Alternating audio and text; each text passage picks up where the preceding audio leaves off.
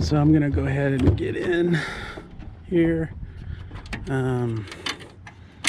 get my little table set up, get the tool bag out, and grab the tools that I need to get the job done.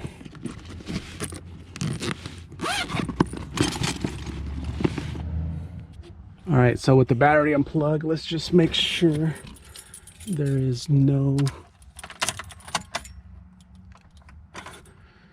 juice to the battery. And let's get started. So the first thing I'm going to do is going to remove this 10mm bolt, and you have one on each side. So let's get started with that one.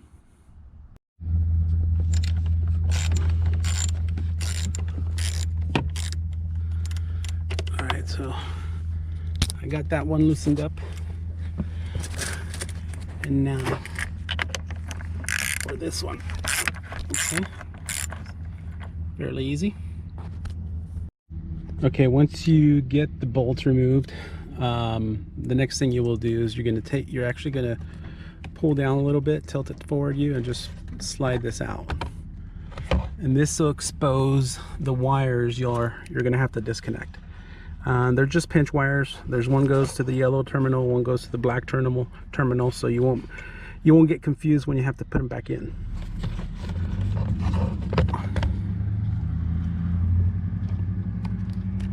There you go. That was easy. I'm trying to do it with one hand since I have to hold the camera here. This one's going to be a little bit trickier. You do have to stick something into that hole. If you can see, there's a little indentation there, and that's what's holding this clip in. So you're going to have to push with something in there and then pinch these out and pull it out. So I'm going to do that real quick. All right, I went ahead and did that, and as you can see here, this just pulls out, and then this whole airbag assembly comes off. Okay, and then you just want to set that aside. Okay, and then the next part's going to be removing that 13mm bolt. From what I've heard and read, it might be kind of tight, but we shall see. I'm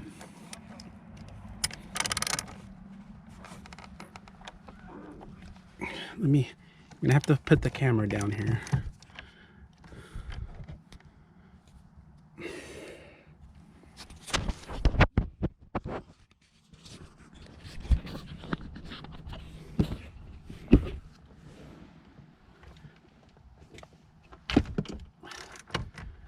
Actually, it wasn't too bad.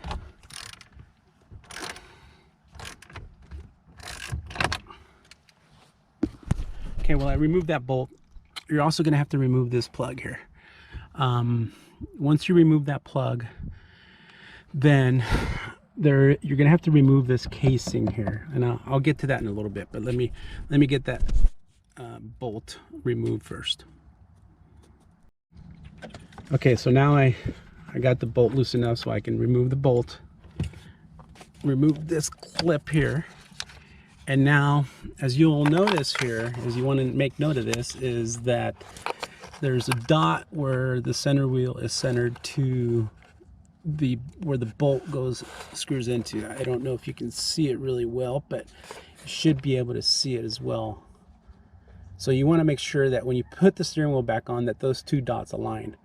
But anyway, so I'm gonna go ahead now. I'm gonna use a steering wheel puller that I actually bought on Amazon. It was about 23 bucks. So I'm gonna see how well this works. Hopefully it works well enough to remove the steering wheel, but if not, we'll try to figure something out. But anyway, I'm gonna use that. It was recommended for Chrysler products, so this is what I'm gonna use. Okay, just for reference, I want to show you how the steering puller works. So you want to get these hooks behind the steering wheel here, and then you're going to have to use the spacer to put this guide in for the screw. It's going to serve as a push point or pull point for the screw. As you screw it in, it's going to be pulling on these two levers Make sure you get those set in place first before you put this center screw in, just because once you put them in here, as you'll see, you won't be able to move them anymore. They'll be locked in. So you want to get those set in place first, and then once you start rotating this screw, they'll lock in place. And it looks like it takes a 5/8 socket, so I'm gonna start working on that. Again, I'm gonna have to put the camera down while I do this.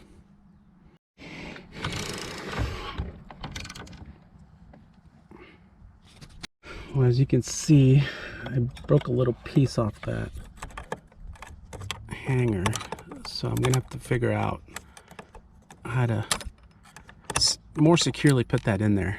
Maybe put something against this and pry it against the steering wheel a little bit tighter. Otherwise, it looks like I might be shit out of luck. Excuse the language. So here's what I did, guys. I ended up putting a key behind each one of those just to see if that helps it secure against the wall of the steering wheel plate. Let's give that a shot and see what happens. Okay, in order to remove this cover here behind the steering wheel, you will need a Torx 20 wrench, and you want to be able to get it something that has a long shaft, because you have to insert here and it has to go in quite a ways, more so on this side. So it'd be a good idea to pick one of these up before you do this install. All right, so once you get those two Torx screws removed, just pull this cover off like so. Okay, and now we're gonna have to remove this. In order to remove this, you're gonna have to remove the screw that's down here.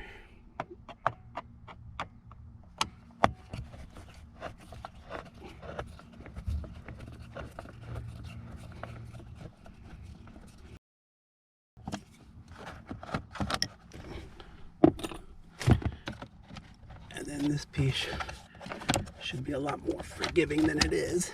But let me try to remove that real quick with two hands. All right, once this piece is removed, you'll want to go wash this thing. God dang.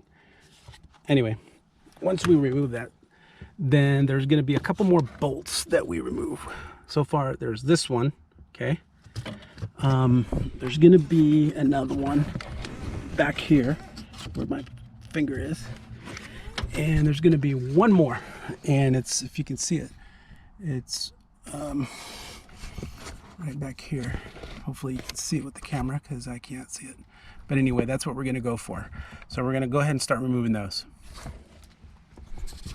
All right, so one other thing I'm going to do is I'm going to remove this panel here, just to make it easier to access everything with. Okay, now with this off, I'm going to remove this piece too.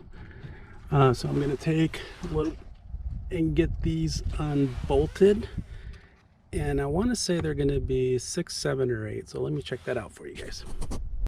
All right, so these ended up being 7mm bolts. So you just take both those out, and then I'm going to take this dash panel off, just so I can.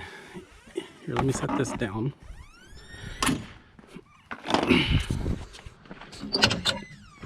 Just so I can access this bolt or bolts a little easier. This one and that one. All right, so let me get to work on that. And like I said, don't forget this one, which we already did. All right, guys, I ended up using this Torx 20 bit just because it's a lot easier to get in there with. The other one that I got was just too long.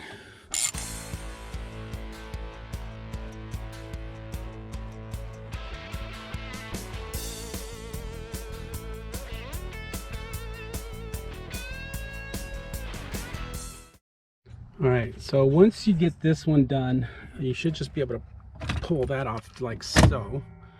And then this will give you access to all the wires, harnesses that you need to remove from the back of it. So let's go ahead and do that, and I think we'll be ready to disassemble this one and get the new one put together.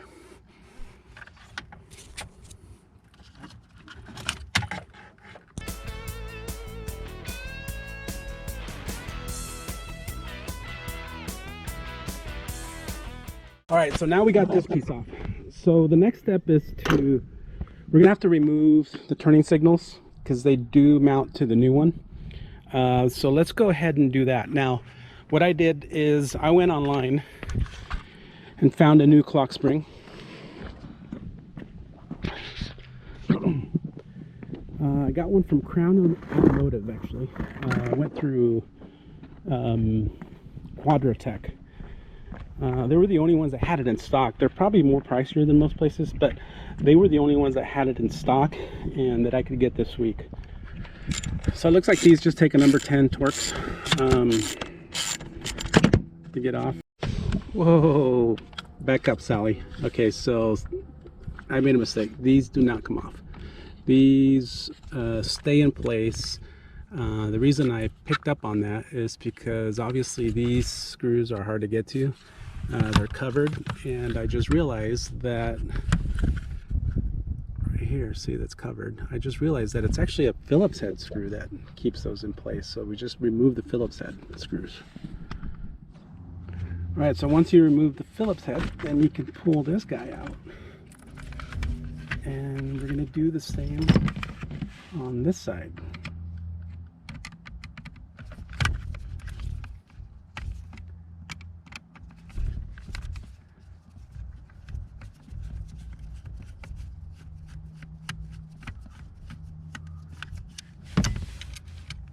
And voila. And there you go. The whole assembly comes out just like that. So now we can trash this bad boy, or I don't know, maybe recycle it somehow. But anyway, I'm gonna go ahead and remove this piece, and I think I might clean these pieces up a little bit before I install them. They're gonna get dirty anyway, but I'd rather just have a clean install, and we'll get back to you here soon. All right, guys, I got it all assembled again. My crazy neighbor over there thought I was stroking something else when I was cleaning these shafts.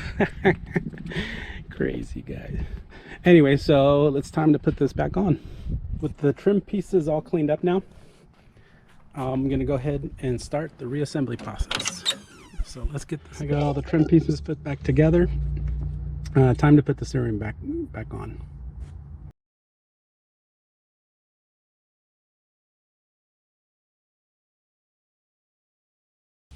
You want to make sure that the two center dots match, go in just right.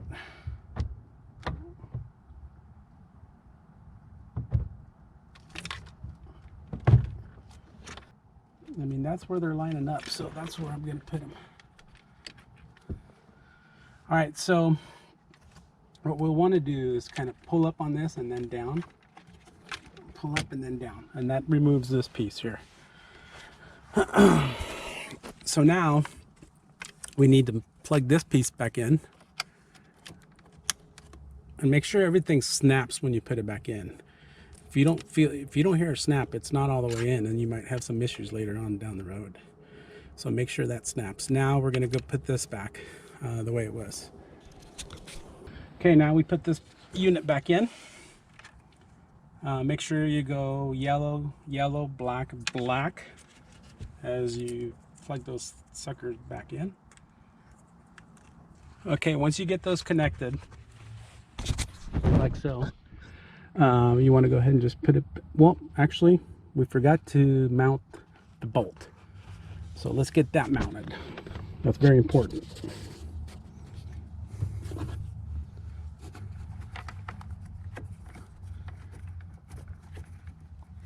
So let me get that mounted in the meantime. Now we want to mount the bolt. Get that back in there.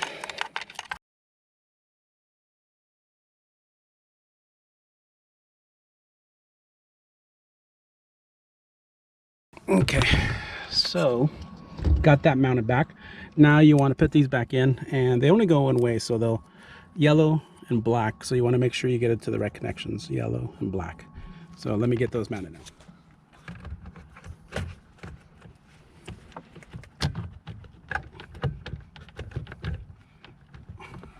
Okay, now we want to get these 10mm bolts back in on each side, and then we should be done, and then we just need to hook up the battery. Got the battery all hooked up.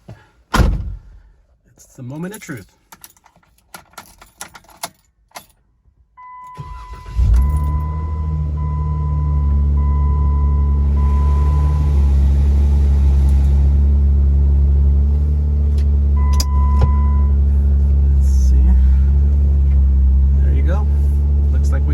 Fixed.